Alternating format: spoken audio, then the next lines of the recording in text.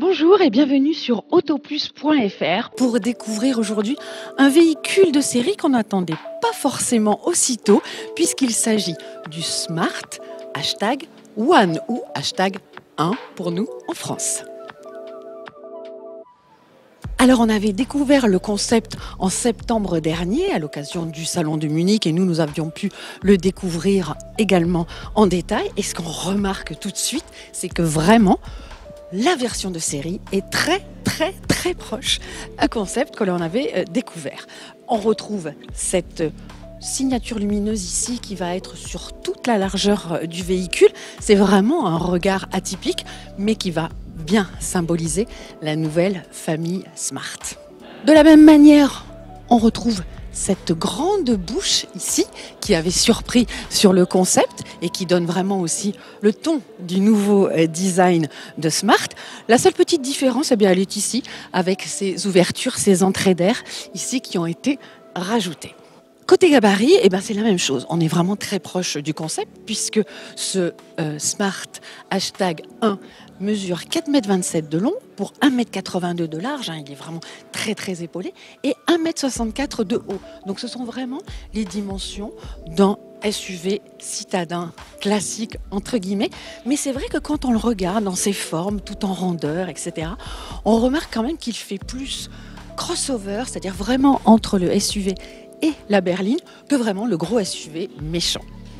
Autre différence majeure, bien sûr, avec le concept, vous vous en souvenez certainement, il y avait des portes à ouverture antagonistes et ça, bien évidemment, ça ne peut pas vraiment exister dans la vraie vie. Donc on a des portes classiques, mais avec des poignées affleurantes, donc ça c'est quand même très chic. Et puis aussi des vitres sans encadrement, donc ça positionne tout de suite ce véhicule dans la catégorie premium. Toujours en termes de dimension, il est important de souligner que ce #1 a un empattement qui fait 2,75 m, qui est quand même très grand pour la catégorie. Et c'est assez simple, une actuelle Fortwo pourrait rentrer justement, pourrait se caser entre l'essieu avant et l'essieu arrière. On insiste un petit peu sur le design parce que c'est vrai que lorsqu'on avait vu le concept, on l'avait trouvé vraiment sympa et original. Ça aussi, c'est une marque de fabrique de Smart. Mais on avait remarqué ici que les feux à l'arrière et ce grand bandeau sur toute la largeur étaient la réplique exacte des feux avant. Et ça aussi, c'est plutôt du jamais vu dans l'industrie automobile. Alors bien sûr, ce qu'on n'avait pas pu constater lorsque nous avions découvert le concept en septembre dernier, c'était le coffre et notamment le volume de coffre. Eh bien, je vous rassure, il y en a bien un. C'est vrai qu'en général, sur les Smart, c'était plutôt petit. Eh bien, ici, Smart annonce un volume jusqu'à 411 décimètres cubes avec en prime un volume de 15 décimètres cubes à l'avant qui servira surtout à placer le câble par exemple. Mais ici aussi, on a un petit rangement pour justement ranger le câble ou tout autre petit bagage. Alors là aussi, j'avoue que quand on avait vu le concept, l'intérieur piquait un petit peu. C'était vraiment exagéré comme c'est souvent le cas. Et là, vraiment, je trouve qu'il y a une très belle réinterprétation de ce qui avait été annoncé avec cette console centrale qui est assez imposante mais qui dispose de pas mal de rangements, dont ici un rangement très profond. On dispose d'un très bel écran de 12,8 pouces, ce qui fait environ 32,5 cm. Et puis aussi, juste derrière les volants, mais vraiment très bien positionné dans la vue du conducteur, un écran numérique de 9,2 pouces. Et enfin, on pourra avoir, selon les niveaux de finition, un affichage tête haute ici qui sera de 10 pouces, soit 25 cm environ.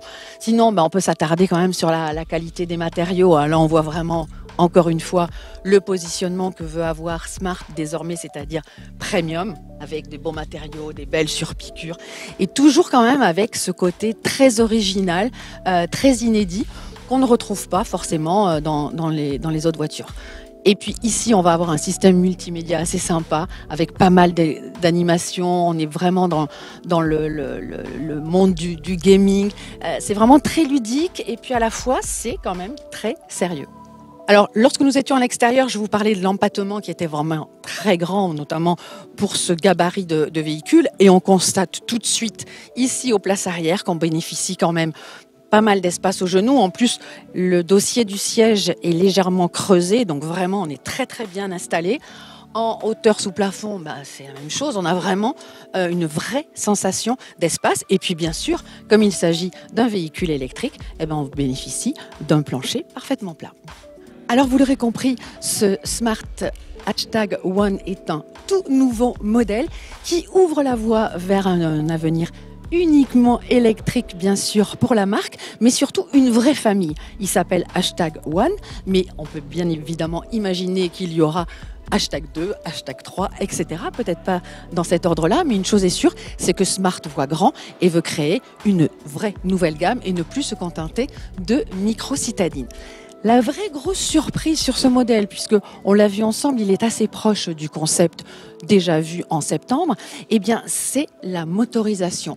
Et si on s'attendait à une puissance autour de 100 kW, c'est-à-dire 135 chevaux, non, Smart a doublé la mise puisqu'il y aura 200 kW, soit 272 chevaux qui seront disponibles sur cette nouvelle voiture, sur ce nouveau SUV, avec une batterie de 66 kWh.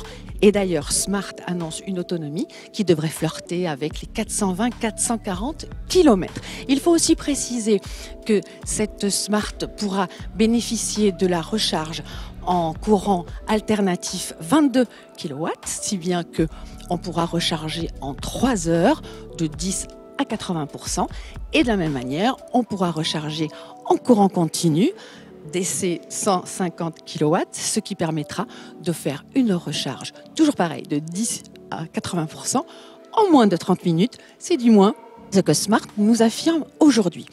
Pour la commercialisation, il faudra attendre le début de l'année 2023.